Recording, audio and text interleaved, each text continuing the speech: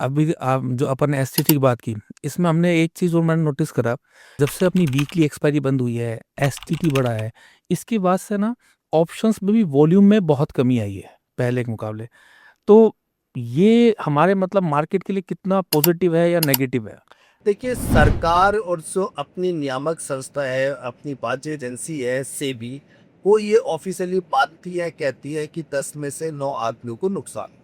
तो सरकार बेसिकली सट्टे को रोकना चाहती है। तभी भी चीज ध्यान रखें अरुण जी, कोई भी चीज को आप कानून बना के नहीं रोक सकते। उसके लिए आपको एजुकेशन देनी होगी कि ऑप्शन ही से रिस्की। हम बार बार कहते हैं कि ऑप्शन में फ्यूचर में आपको अपनी टोटल कैपिटल का 10% से ऊपर नहीं लगाना चाहिए। अगर आपकी 1 करोड़ की नेट वर्थ है तो आप 5-10 लाख रुपए से फ्यूचर ऑप्शन कर सकते हैं। ये प्रॉब्लम क्या होती है, यंगस्टर्स कॉलेज गोइंग स्टूडेंट जरा जरा से वो 1 लाख 2 लाख से ऑप्शन सेलेक्ट कर रहे हैं, मैसेज हो रही।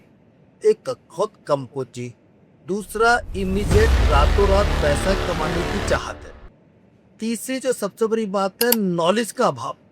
उनसे अरुण जी ने कहा ये चीज ले लो, किसी दूसरे ने कहा, शुक्ला साहब ने कहा ये चीज ले लो, परमा जी ने कहा ये चीज ले लो, वो ले लेते हैं।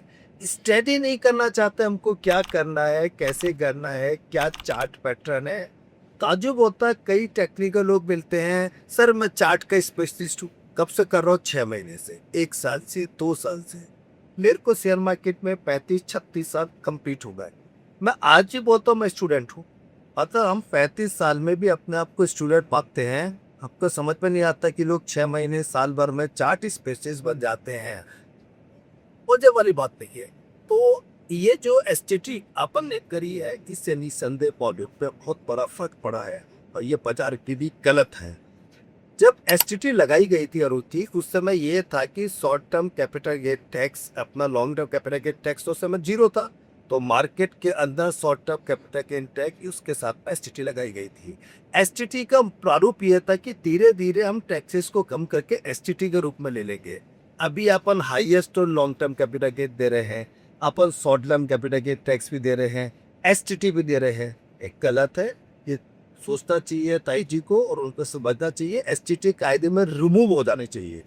और रही बात की आप एफएनडो में, तो उसमें आप एक नेटवर्क कर सकते हो। फ्यूचर्स में और ऑप्शंस में काम करने के लिए मेरी राय में 10-15-20 लाख रुपए की नेटवर्क मिनिमम होनी चाहिए, जिससे कॉलेज गोइंग स्टूडेंट्स हैं जो बहुत कम पूंजी से ऑप्शन काम कर रहे हैं, तो बिना नॉलेज के काम कर रहे हैं, उनके ऊपर रोक रखो। ये एक नेटवर्क क्राइटेरिया जरूर कर देना चाहिए और मिनिमम 20-25 लाख तो होना चाहिए फ्यूचर ऑप्शन।